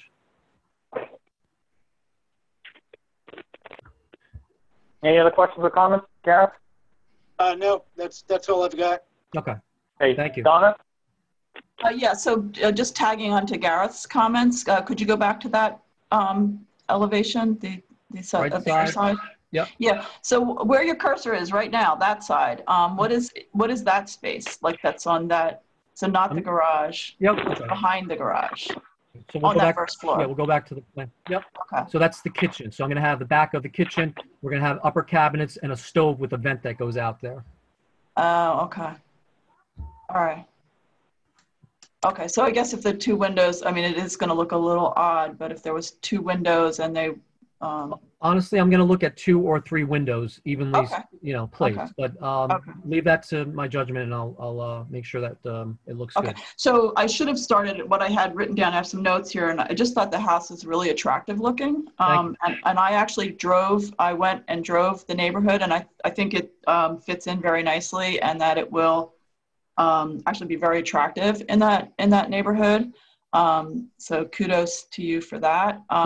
Thank you. Yeah, so the other elevation, which I guess would be the left one, could we look at that? So it just seems like that window could be centered better over that double window, the one that's on the top floor. Okay. Yeah, just slightly. It looks like it's just slightly off. And then when I went, oh, go ahead. So that window is in the bathroom here. Without shifting the bathrooms and making the rooms uneven, it's going to be a little difficult to do. And believe me, I like to line up windows when I can. Okay. If I can't, you know, it's a battle of, you know, making the plan work. Okay, but, it's only slightly off. So, I mean, it's, you know, it's, I'll see if we could maybe move the first floor window. Okay. Yeah, it just seems like it's a slight adjustment. I could move the first floor window. So I'm just going to note that first floor window. Fabulous. Okay.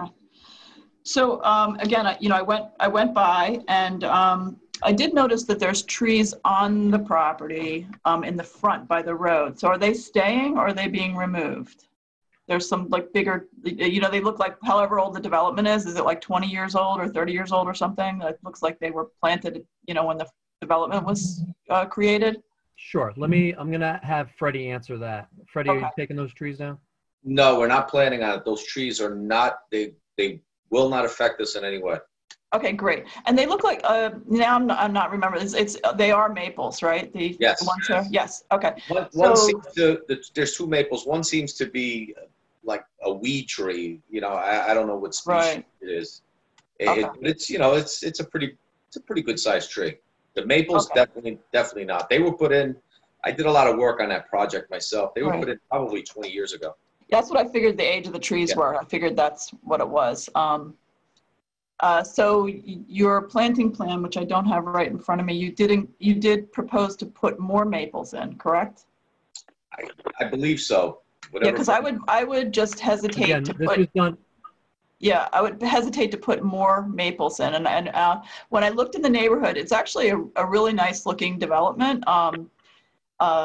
And what really struck me, and I was thrilled about, was that there's so many deciduous trees there, and there's like beautiful species. I saw, I believe it was now, if I'm trying to remember, but I think there was a buckeye and there was a, you know, river birch, and you know, there was a lot of, there was really beautiful trees there, and so on that property, since they're already maples, that October Glory is a maple, that Acer rubrum. Perhaps you could come up with another variety of trees just from a sustainable perspective. It's really great not to have all the same family of trees in case there's an insect or disease that comes in. So, so it'd be great if you could find something else for that. The other thing I noticed was number 11 Waterview and number 17 Waterview seems to be a similar kind of situation where they're in front of another house. And there's a lot, it's a really great planting between the two houses. So you actually, when I was driving past slowly and looking, there was such a sense of privacy on that property. And I would imagine for the property behind also, because there was such a beautiful planting, and it looked like it was deciduous trees. It wasn't all evergreens. And I noticed your planting plan, you don't have any trees proposed on that back edge. So I would think that that would be a real asset to have trees on the, you know, between those two houses. Sure.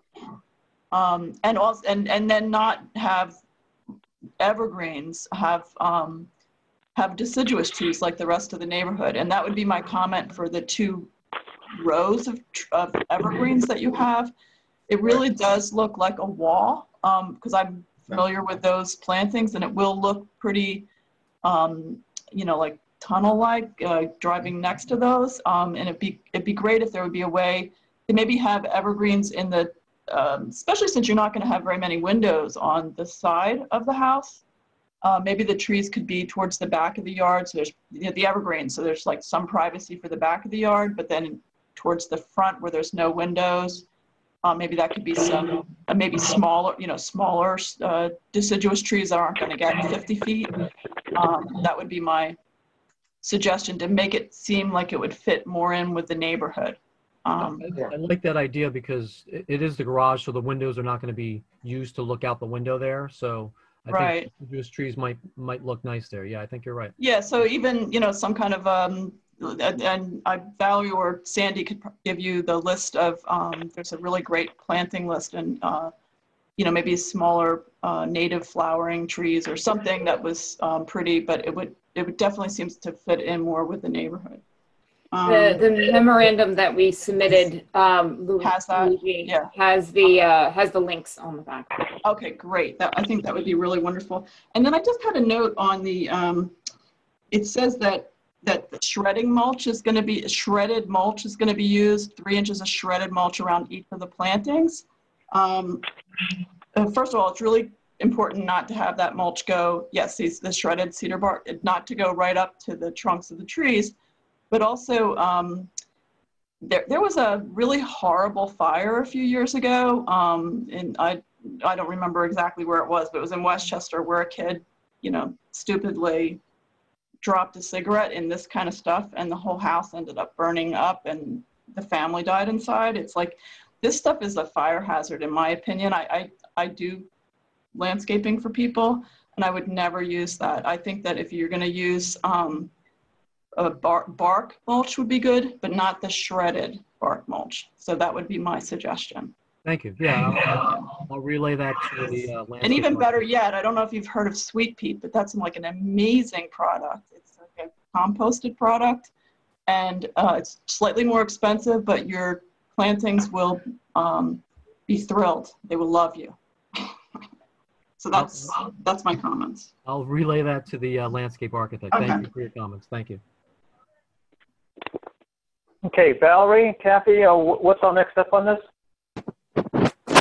We just have to wait until the next round of plans are submitted, unless you Very good. feel Okay. unless you feel like you want to set the public hearing now. It's up to you. Why don't we wait until we see whether we get closer to the finish line on the next entry? We could always make a public hearing for the next one. Okay. Great. Thank you. Okay. Yep. Great. Thank you. Have a good night. Thank you. Last item, I believe, is not the last item, but the next item is the wall. Is that right?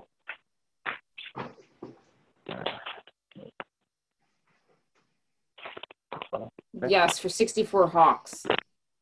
Yeah. Okay.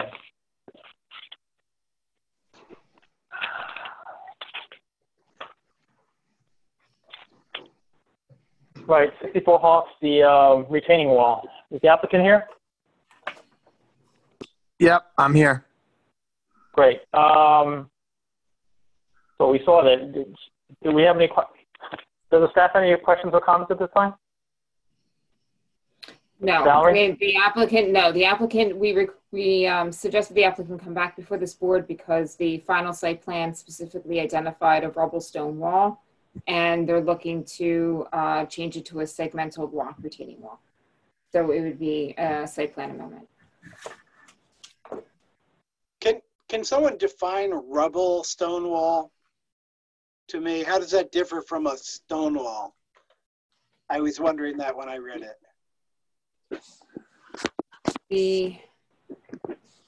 Maybe the applicant can explain. I mean, if not, I can try to find the essentially, am I unmuted? Essentially, a rubble stone wall is called a gravity wall. It's dry stacked. It's a self-weeping wall, and it's essentially made from larger boulders on the bottom, and then as you gradually get up to the top of the wall, they become smaller, and the wall kind of tears back.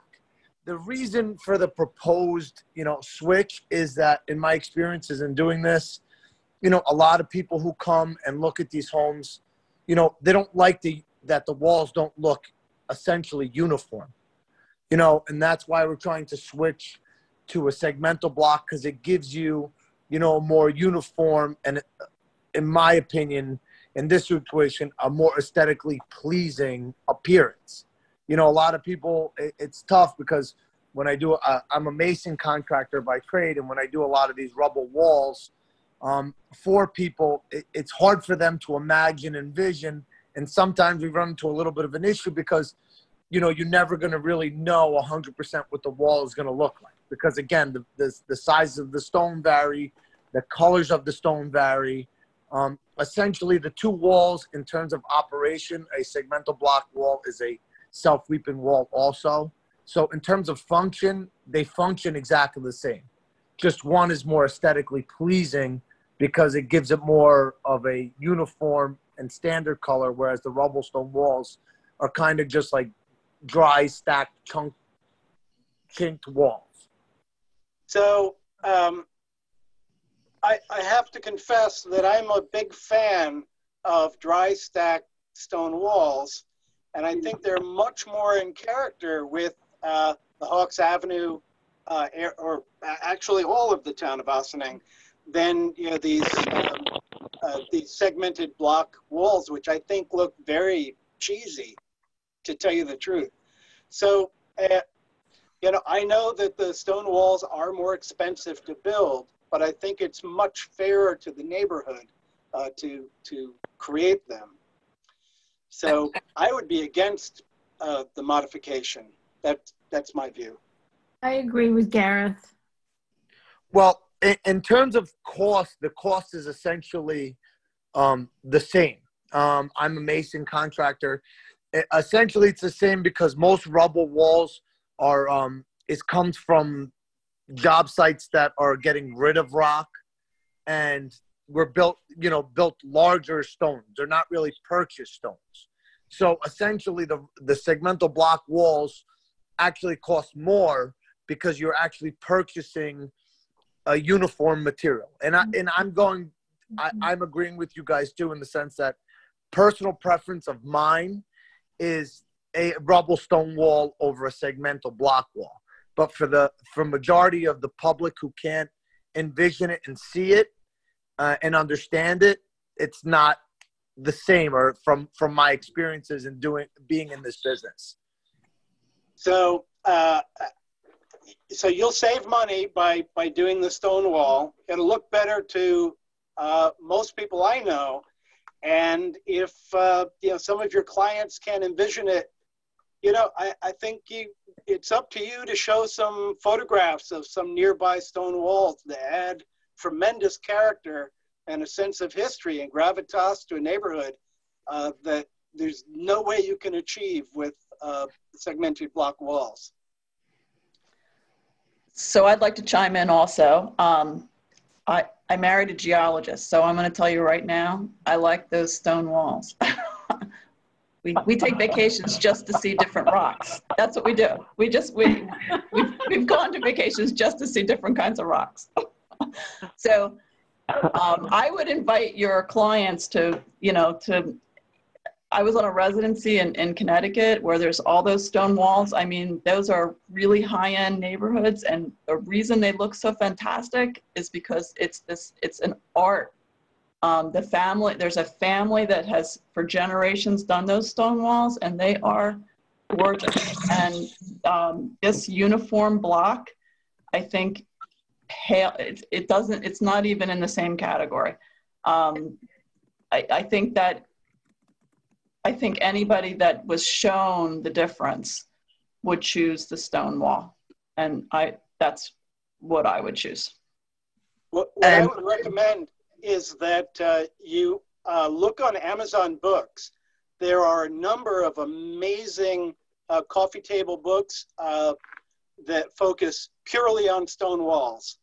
And you should have a couple of those lying around your office. I'm serious, because I have a few of those books, and they will change your client's mind very quickly.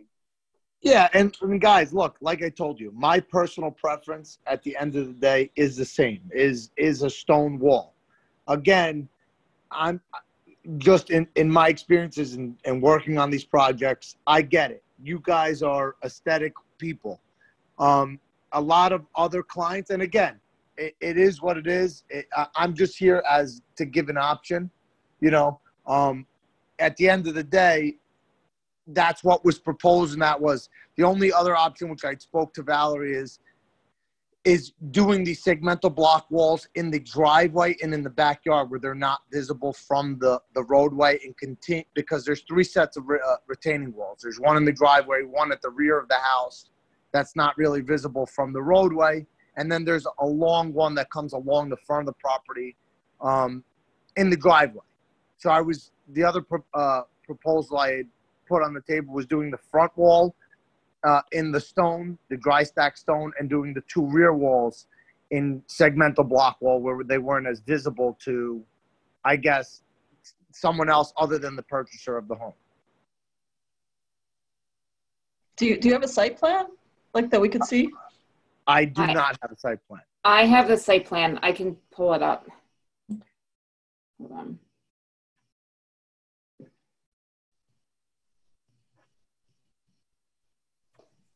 So may I ask, is this house being done on spec? So someone's buying it and then they're choosing the materials, or you building it?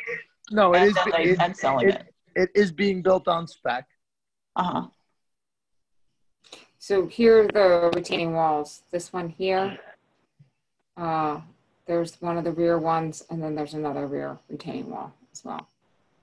And this is from the approved site plan. So there's the one by the driveway that goes to the front, and then, so it's 1, 2, 3. Right. Yeah.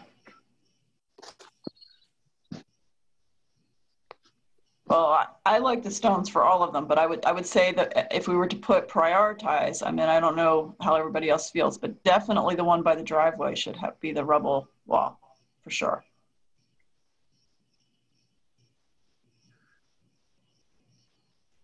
What's everyone else? Carolyn, do you have any questions or comments? I agree with Donna and Gareth. Okay.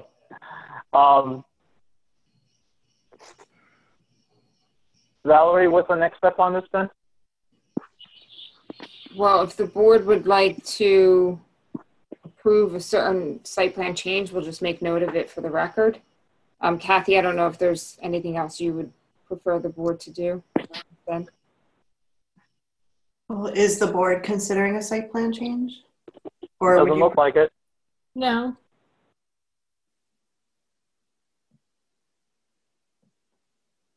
It does not look like the board is interested in a site plan change. May I just ask one more question, just because I'm not familiar with this project? How high are the walls?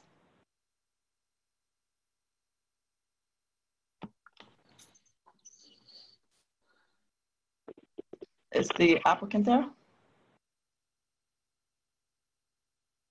Is the applicant still there? Sandy, did we lose the applicant? Did we lose Sandy? No, Sandy's here. Okay. No, I'm here. Did we lose the looks like applicant? Yes, I think something happened to their connection. Oh, God. Okay. Valerie, do you know how high the walls are? I do not. This was I had Sandy pull the site plan. We could probably take a look at it. I'm sure we have it on file. Right. I'm not inclined to. Okay, well, I figured it was a question, but I definitely like this stone, rubble stone better. All right, it seems like a moot point. Okay. Okay, so we don't have to do anything on this, is that correct? We basically just, do we have to make a vote to vote on? I mean, this is just on as a miscellaneous item. Have they put in an application to amend the site plan? I mean, they haven't really, they're just asking so if they haven't put in a formal application to amend the site plan approval, then I don't think we need to do anything. Right. Sometimes, we put this on as a miscellaneous because in case there was sometimes we allow for material changes, but in this particular case, this was a large material change and the applicant wanted to see if it was possible that we could get this done.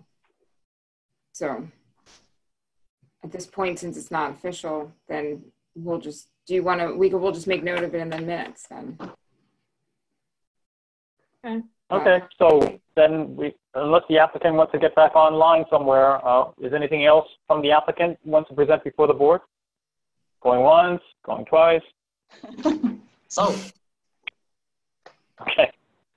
Well, thank you for the presentation, at least. Anything else on the agenda other than the minutes?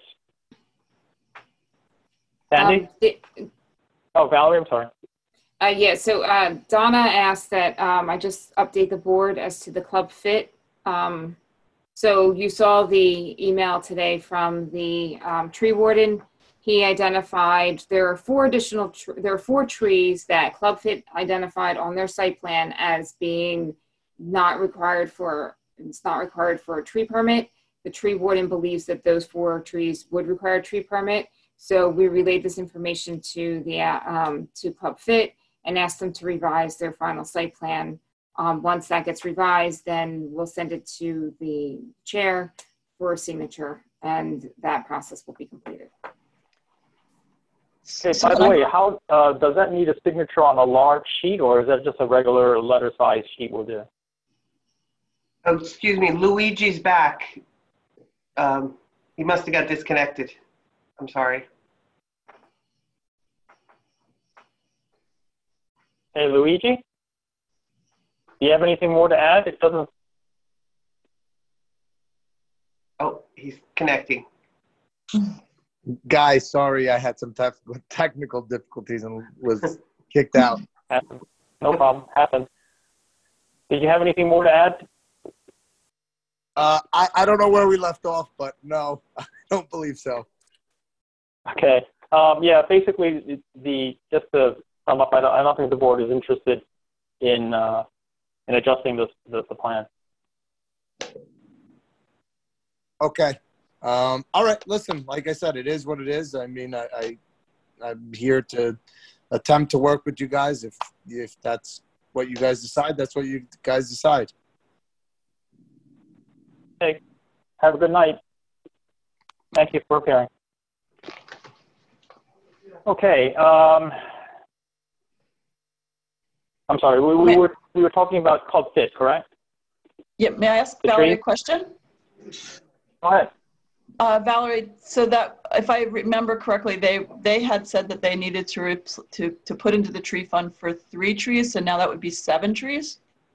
No, well, right now that they're planning to replace Yeah, I'll put a the timer on my phone. diameter. How many minutes? 10 minutes?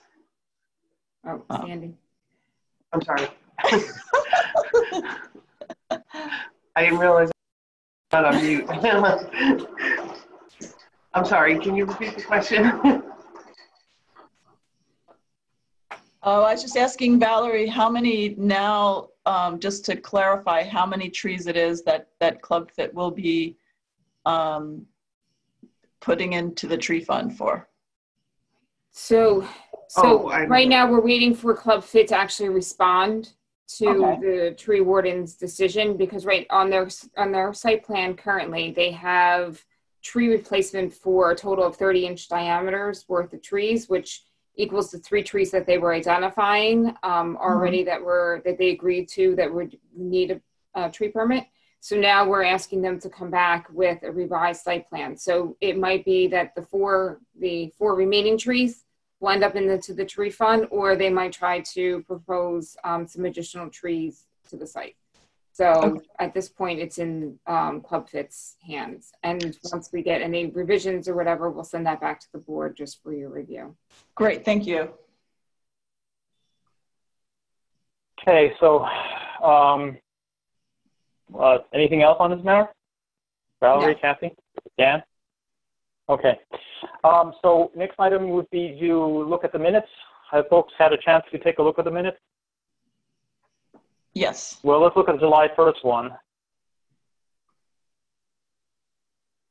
Could I have a motion to consider the minutes? Can I just make a change on page 2, Sandy? The last paragraph and the second sentence.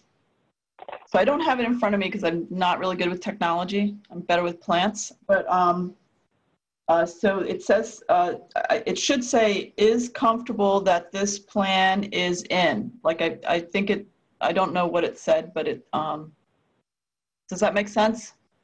Okay, great. That's it for me. Any other comments from the board?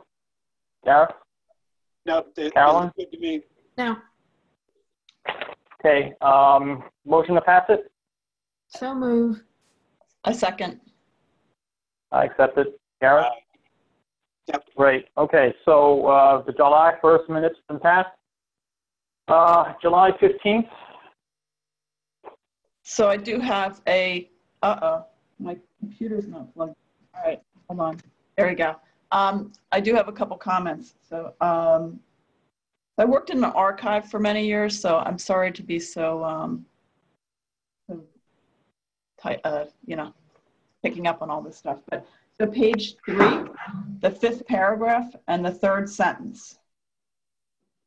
Of the July 15th minutes, Yes. you're saying? Yes. Okay. Do you have it, Sandy?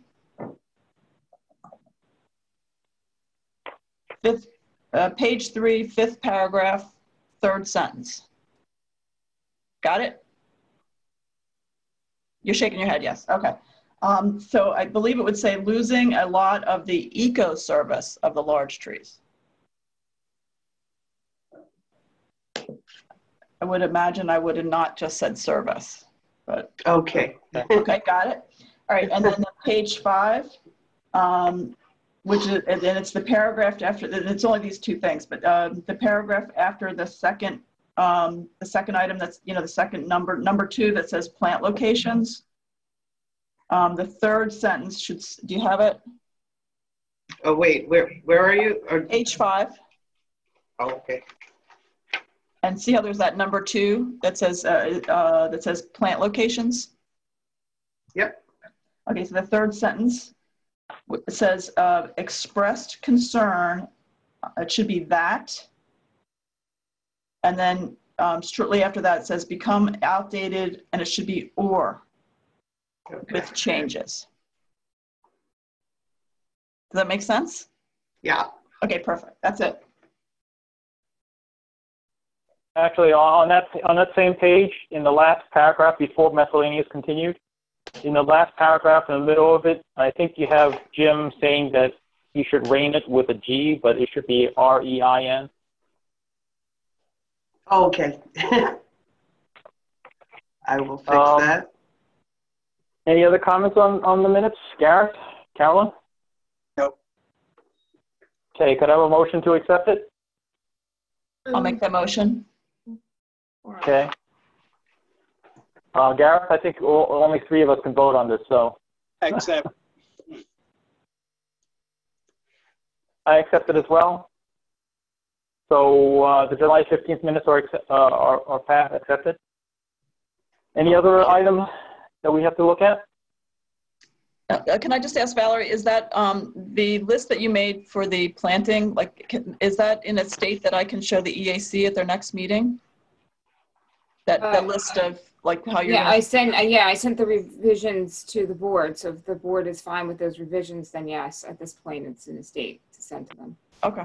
Yeah, it seemed fine to me. If it's okay to everybody else, I just didn't want to send it along until you know, you thought it was okay. I think I incorporated all of the board's comments from last meeting. So at this point, if the board doesn't have anything else, then I think it's fine. Okay, great. Thanks. Great, okay. So could I have a motion to adjourn the meeting? So move. Thank you, Carolyn. Thank you, Garrett. Seconds. Okay. Donna, you accept? Absolutely. Okay, I do too. Thank you, everybody. Right. Sandy, I guess you could stop recording, but I do have a question for you, Kathy, if I could speak to you.